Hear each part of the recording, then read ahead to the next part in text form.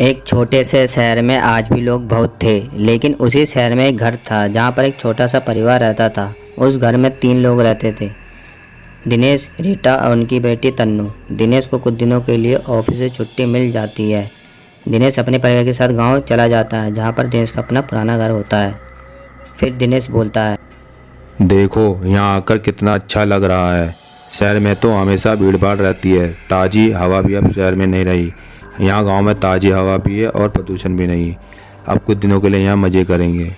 तभी रीटा बोलती है, हाँ जी, आप बिल्कुल सही कह रहे हैं। यहाँ आकर कितना अच्छा लग रहा है। यहाँ पे ताज़ी हवा भी है और प्रदूषण भी नहीं है और शहर की तरह भीड़ भाड़ भी नहीं है। तभी वहाँ पर तन्नू आ जाती है और वे भी बोलती है, हाँ पापा, यहाँ कितना अच्छा लग रहा है और कितना मज़ा आ रहा है। आप हमें यहाँ घुमाने लाए हैं। ओ मेरे अच्छे पापा और मेरे सबसे बेस्ट पापा। पर इनको क्या पता था कि यहाँ पे एक चुड़ैल भी रहती है। वो ये सब देखकर अपने मन में बोलती है, बहुत दिनों के बाद इस घर में कोई आया है। अभी इन सबको खुश होने दो। आज की रात के बाद ये खुशियाँ भी इनके साथ नहीं रहने वाली। फिर दिनेश रीटा से मजाक करता है, अब हम यहाँ पर आए हैं तो तुमको नहीं लगता कि परिवार हमारा छोटा है? फिर दिनेश का परिवार अपने काम में लग जाता है।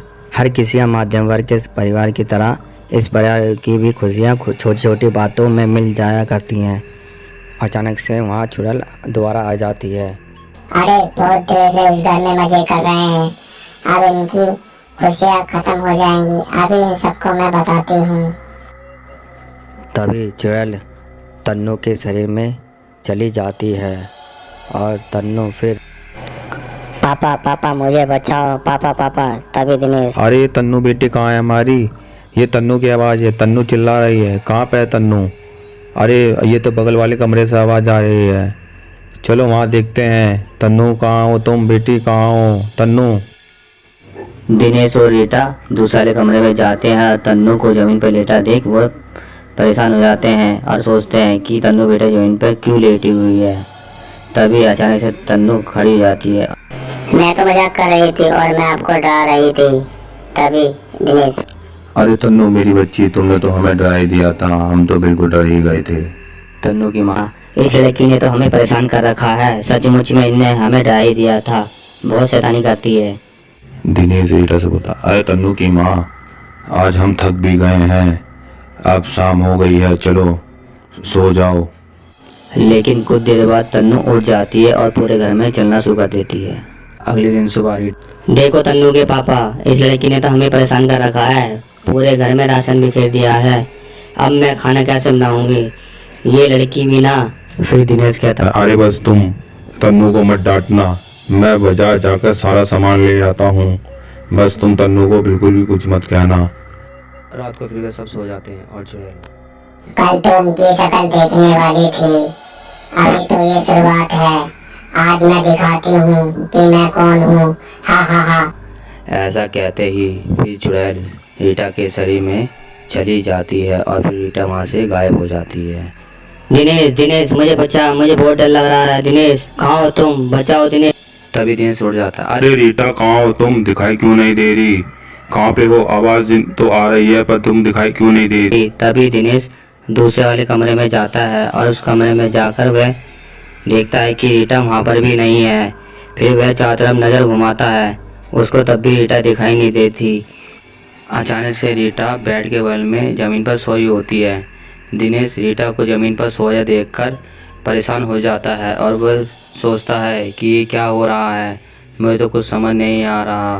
फिर वह रीटा को और तन्नू को एक साथ एक जगह सुला देता है और वह सोचता है, अब मैं अगर दोबारा सो गया तो आगे क्या होगा, इससे बढ़िया मैं ये आज की रात जाग कर निकाल देता हूँ। अगले दिन सो, अरे रीटा मैं बाजार से सामान ले आता हूँ।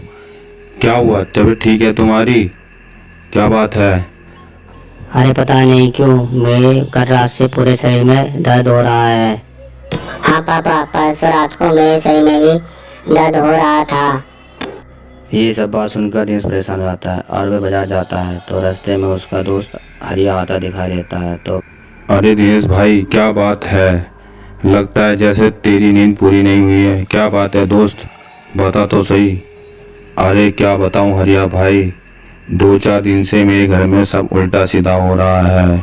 मैं बहुत परेशान हो गया हूँ यार, क्या करूँ मैं अब। हरिया बोलता है, अरे दिनेश भाई, मुझे तुम अपने घर ले चलो, मैं भी तो देखूं तुम्हारे घर में क्या हो रहा है। फिर दिनेश हरिया को अपने घर ले जाता है और जैसे ही हरिया दिनेश के घर पहुंचता है तो वहाँ पे आवाज़ आने लग जाती है और आवाज़ सुनकर वह दोनों चौंक जाते हैं कि ये क्या हो रहा है। अरे हरिया भाई, ये क्या हो रहा है, ये आवाज़ कहाँ से आ रही है। अरे दिनेश भाई परेशान मत हो, मैं हूं ना। कौन हो तुम, मेरे दोस्त को क्यों परेशान कर रखा है, क्या चाहती हो मेरे दोस्त से। तभी चुड़ैल वहाँ आ जाती है। ये घर मेरा है। बरसों से मैं इस घर में रह रही हूँ। यही मैंने अपनी जान दी है। इस दीवार के पीछे मुझे बैल में बंद कर रखा है। तभी हरिया बोलता है, दिनेश भाई जल्दी से उस दीवार को तोड़ो और वहाँ से वह बैग निकाल लो। फिर वे दोनों उस बैग को वहाँ से निकाल लेते हैं और वह घर से बहुत दूर, फिर दिनेश और हरिया उस घर से बहुत दूर एक जंगल में ले जाकर उस बैग को जला देते हैं।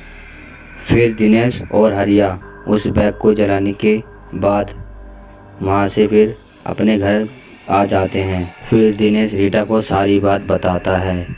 फिर वह सब खुशी खुशी रहने लगते हैं। तुम्हें क्या लगा मैं यहाँ से चली जाऊंगी? मैं यहाँ से नहीं जाने वाली। इस वीडियो को पार्ट 2 देखने के लिए लाइक करें, शेयर करें, सब्सक्राइब करें और बेल आइकन को दबाना ना भूलें।